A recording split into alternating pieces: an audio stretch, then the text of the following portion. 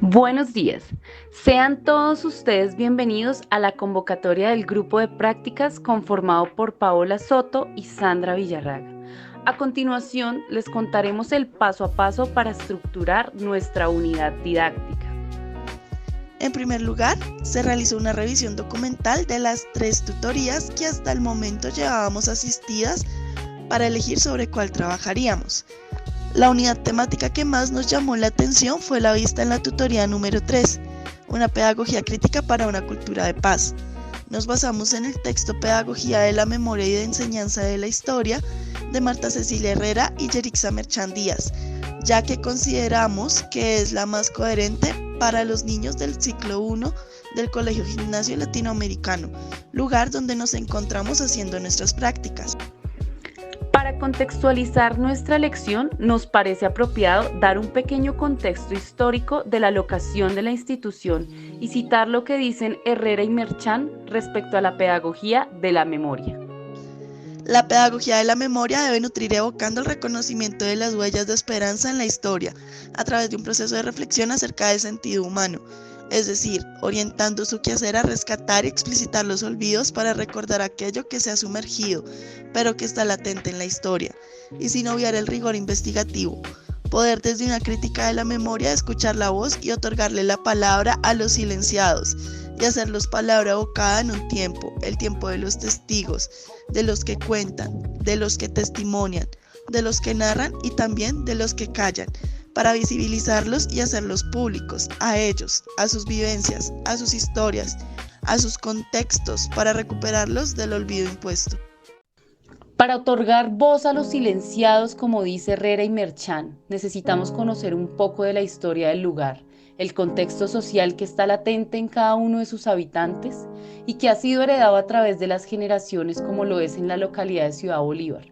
un lugar donde desde los años 40 comienza la parcelación de grandes haciendas aledañas a la ciudad, conformándose los primeros asentamientos subnormales en la década de los 50 con los barrios Mason, San Francisco, México, Lucero Bajo, cuyos pobladores principalmente eran de regiones como el Tolima, Boyacá y Cundinamarca, personas que dejaron sus tierras por culpa del conflicto interno. Pues desde los años 50 comenzaron a aparecer las guerrillas socialistas que tuvieron como fin ser el ejército del pueblo, uno que iba en contra de los idealismos oligarcas y hegemónicos, uno que perdió su horizonte, ya que con el fin de ganar la guerra utilizó todos los medios necesarios para lograrlo, como fue el secuestro, la extorsión, la corrupción y el narcotráfico.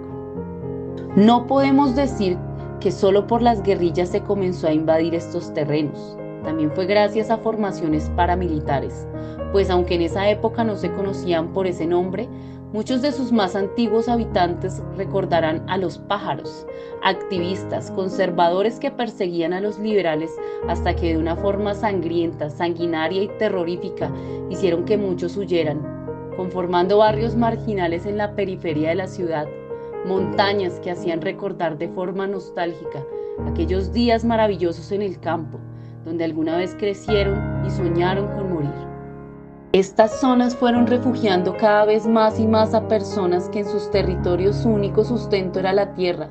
a pasar a ser parte de una ciudad que miraba con desprecio las pequeñas casas hechas de lata. Su población creció y fue a partir del año 1983, con el Acuerdo 11 del Consejo de Bogotá, que se define el marco jurídico y administrativo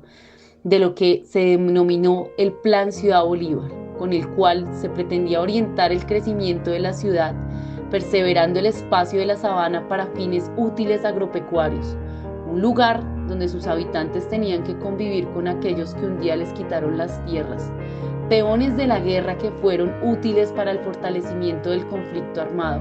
Hoy por hoy son vecinos unos con otros. Hoy muchos han tenido que sobrevivir ante la jerarquía del más fuerte, que al igual que la cadena alimenticia, pone de últimas a los más débiles.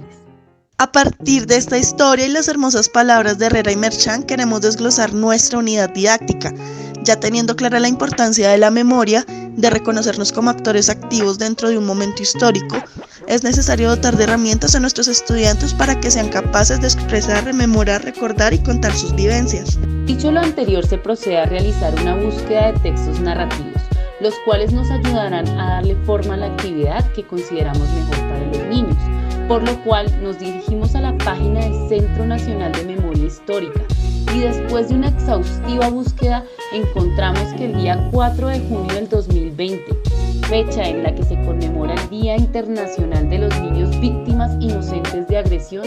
sale a la luz un proyecto, un mes para construir memoria con los niños, niñas y adolescentes, con el fin de poder, desde diferentes textos narrativos, reflexionar sobre aquellas historias contadas por niños víctimas del conflicto.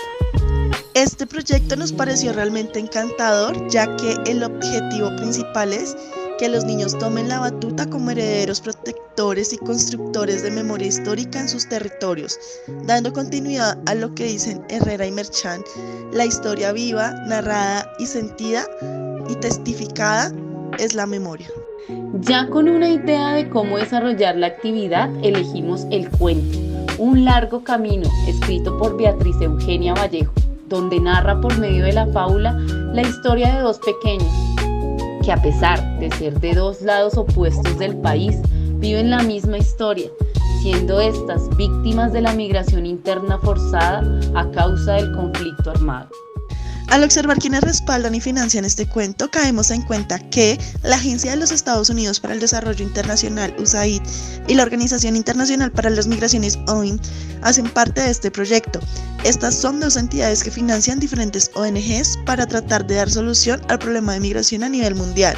respaldando lo que dicen Herrera y Merchán en su documento. Este interés ha sido de la academia, de diversas investigaciones promovidas por ONG, por organizaciones cívico-culturales, interesadas en promover estrategias de educación de la memoria, educación para la paz, educación para la reconciliación, educación para restablecer tejido social.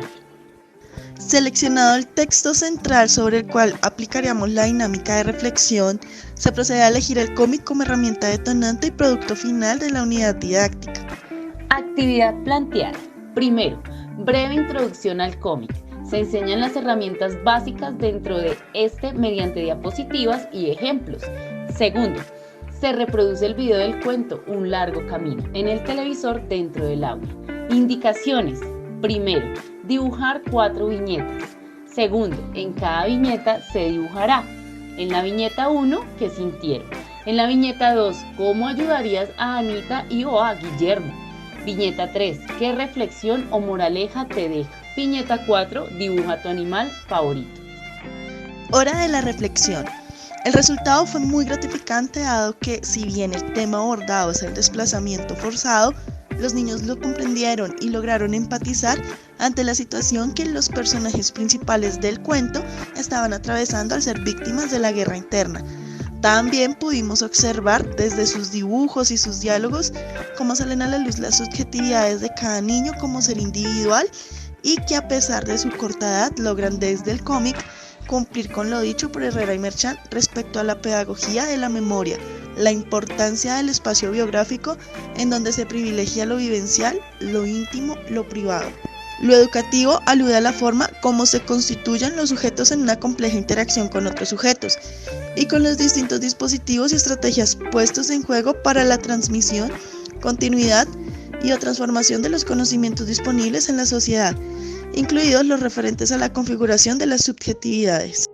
Ya para finalizar, podemos decir que como docentes tenemos toda la responsabilidad de querer conocer el contexto social donde trabajamos, de interesarnos por las historias de nuestros niños, pues bien lo dice Mockus en su trabajo, Las fronteras de la escuela. El saber y sus articulaciones corresponden con un dispositivo cultural de lo humano.